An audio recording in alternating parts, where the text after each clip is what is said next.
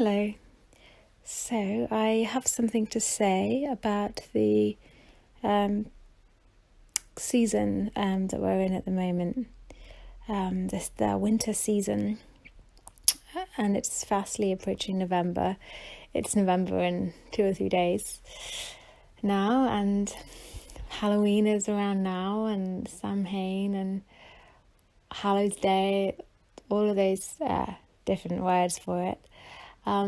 For me, it means, it feels like a very exciting time. And I think that's because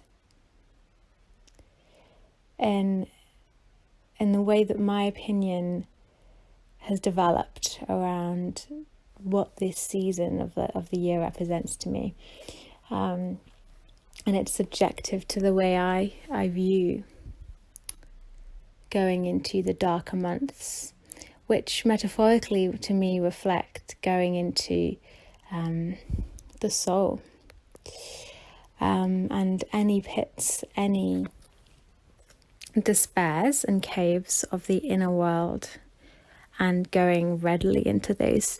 Personally, I love doing that.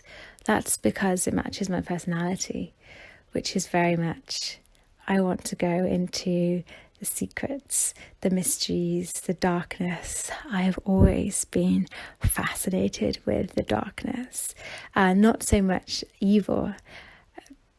It might concern that, but more the unknown, more the depths of myself, or the places of humanity which are either trapped in caves, in dungeons, in scenarios where metaphorically I want to go and I want to see and I want to be involved, and then I want to bring it out and to dust it off, and to reunite it with the light. It's not an obsession with the light that I like the darkness, and it's not an obsession with the darkness. It's more a harmony I find between the two. I have the summer months, and then I begin to feel bored, and I need to go inside my little bear hole. I need to go into my warren, and that's internal for me. And I naturally start desiring to shut the curtains, at 5 p.m. and just to consider my life, and to consider my dreams, and to consider myself. And in consequence, that enables me to be more proactive in the things that I'm doing here.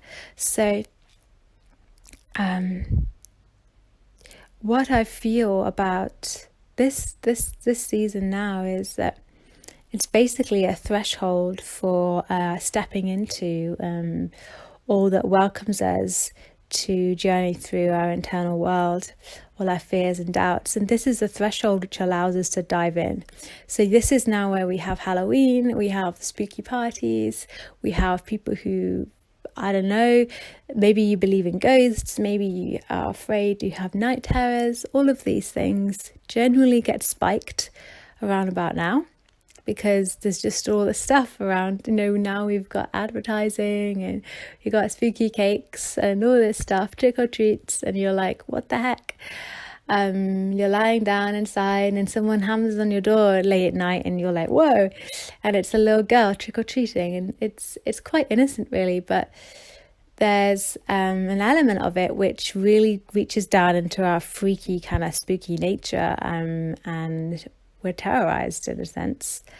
And for me, that's a threshold of fear. I don't get that so much now, but I know that it's very there, and it's this kind of doorway of embracing the fear and walking through it, and that opens that up for us.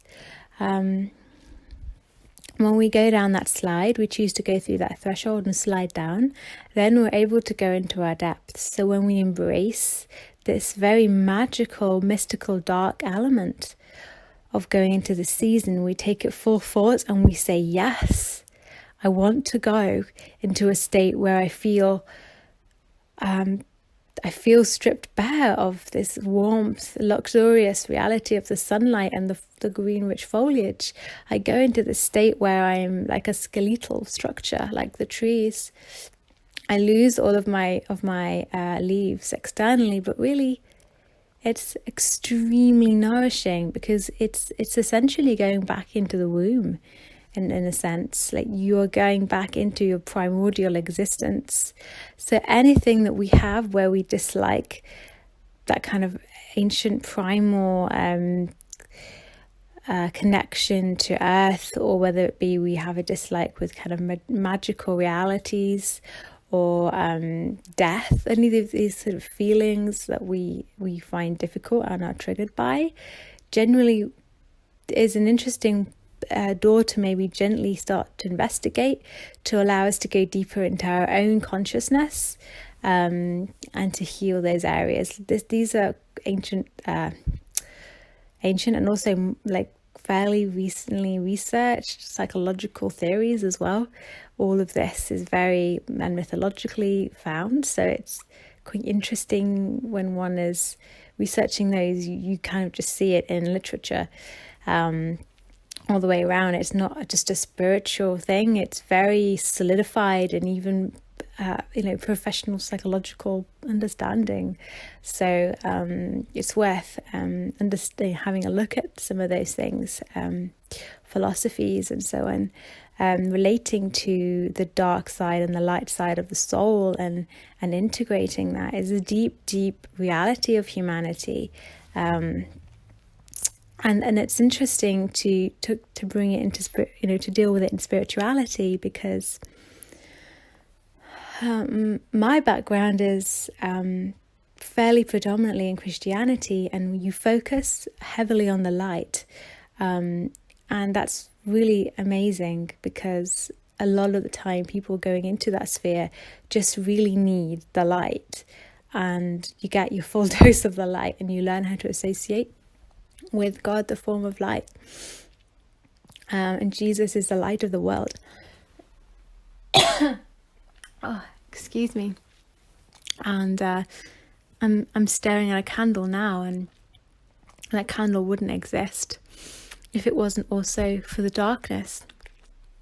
So you see the lightness across a canvas of pitch black. In Genesis of the Bible, it says that in the beginning there was nothing, there was darkness. That doesn't mean that anything negative. So it's taken years for me to strip away this connection I have with darkness, meaning evil.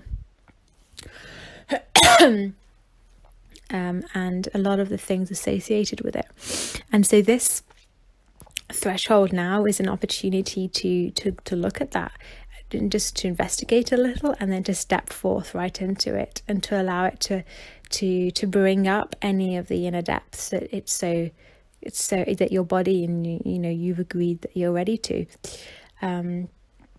It's very self-empowered, self-led, God-led, in your union with God. It's not anything apart from that. And any fears that we have where we're worried about being deceived, or we're worried about falling into evil, it's really, those are the things that are being triggered, because those are the issues that we need to work through. It's our fears of ending up in evil. These are all real awesome things to walk through, really important. And these are our own journeys, and they are unique to us, and it shouldn't be that someone else tells us how to do them. These are really our precious gems. We don't need to be told what's right or wrong. Like, it's really, that takes away the glory of having your own treasure to find out. So it's really a beautiful gift and offering, specialized to each one of us. And what I'm seeing is, as I journey in this walk, coming around again to this time of year, I feel so much freer to step into the magic of this doorway. I see the darkness season. I see the inner realities calling out to be met and embraced. And I just don't feel afraid. I feel so ready to embark on this quest. so ready to birth the new from within. In the Hebrew calendar, the month that is generally around our month of November is associated with the month of birthing. So odd, because my granddad always used to say he felt November was the worst month because it always felt like the darkest month, which is odd because December and January, but somehow November just seemed to feel worse. Perhaps it was because it's the month that's just before Christmas and it's not quite the new year, so it feels like, a bit out of the way maybe. And November has this connotation for me as the darkest month, the womb month, because the womb is the void, the dark place where all things are birthed from. And so we return into that cave. And it's a very initiatory experience. Caves are always used for initiatory, not always, but very generally were a good option to use for initiatory experiences in the past. And the cave is also a symbol of going into the crevice of Mother Earth.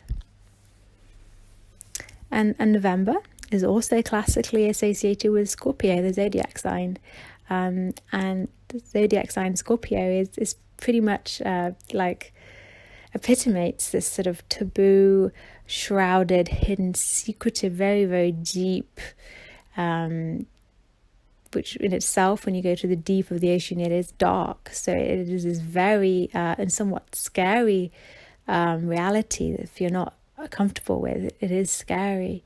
So these all of these attributes are what we're going into, and it's really a joy and an excitement and a privilege, I feel, that we go into that, because we get to adventure and to recover lost parts of ourselves in union with God, and we get to do that together as humanity and for our earth.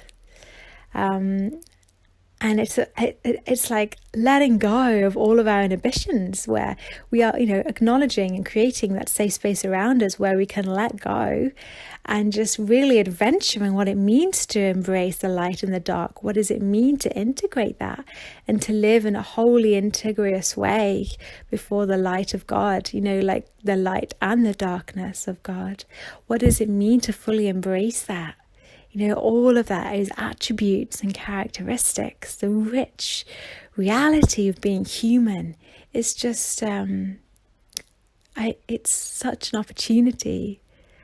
It's not an opportunity to just get through and to just comfort eat and to just try and forget that it's winter, but it's really, let's embrace this. Like, let's really go into the pit. Like, let's go here.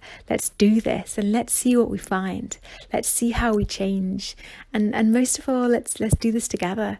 So, with great excitement, I'm sharing this, and wishing you all the best blessings.